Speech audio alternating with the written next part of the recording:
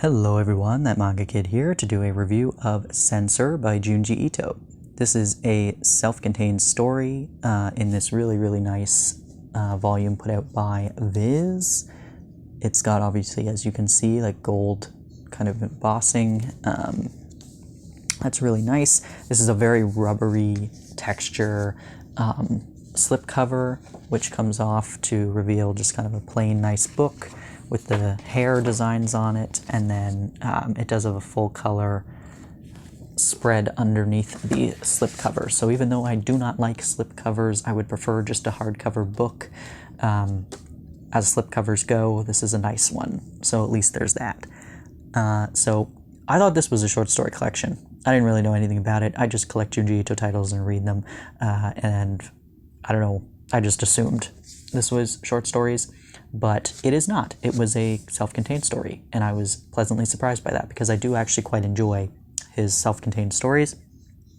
And I really liked Remina, which I read, last year, I think, and then this one as well. And they're quite short, it's just kind of a single volume size, which is nice because then you're not committing to something like Tomie or Uzumaki, which are like 3-volume omnibuses. These are shorter, and give you a good idea of Junji Ito's style and storytelling.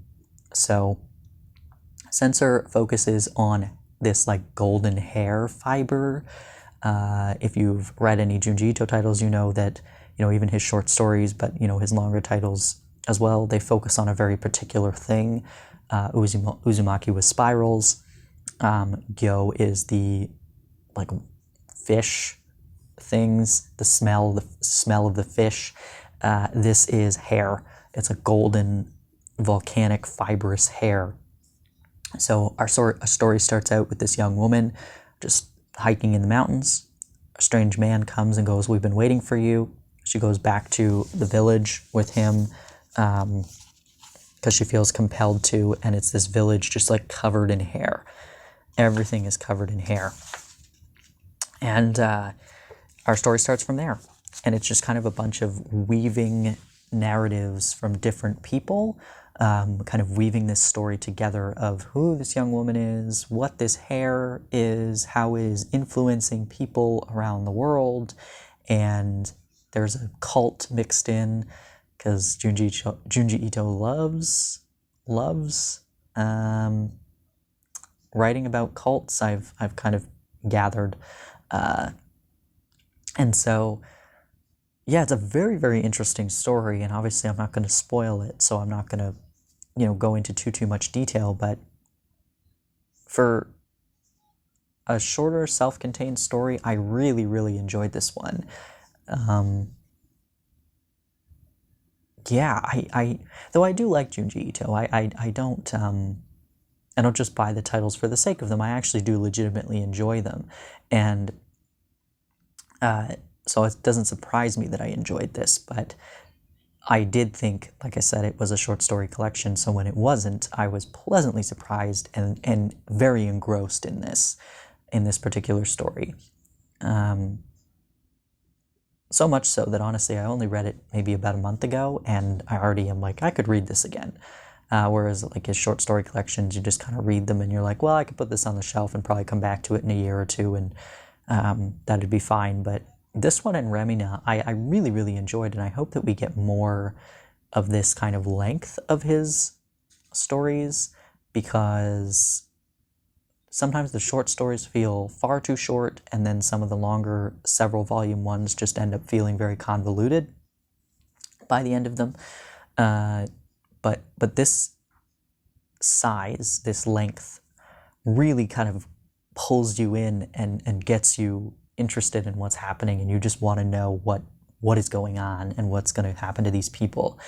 Yeah, it's a really beautiful physical volume, and it was a really cool story, and the imagery was cool, and of course it has a lot of the ridiculous Junji Ito craziness that we've come to know and love. But yeah, it was a lot of fun. I really enjoyed this one, actually. If you've read this, I'd love to hear your thoughts. If you have any other Junji Ito recommendations for those who are newer to his works, feel free to leave them down below.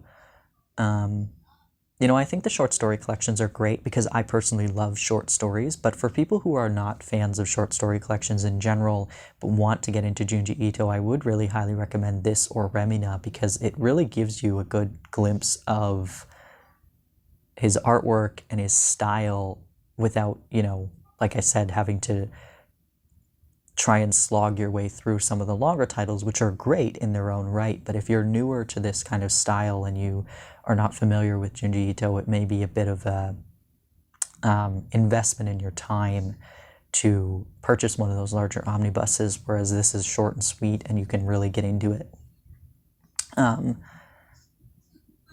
Yeah. Anyway, like I said, recommendations for folks who are newer to Junji Ito would be nice, or just other recommendations of similar sort of styles of storytelling would be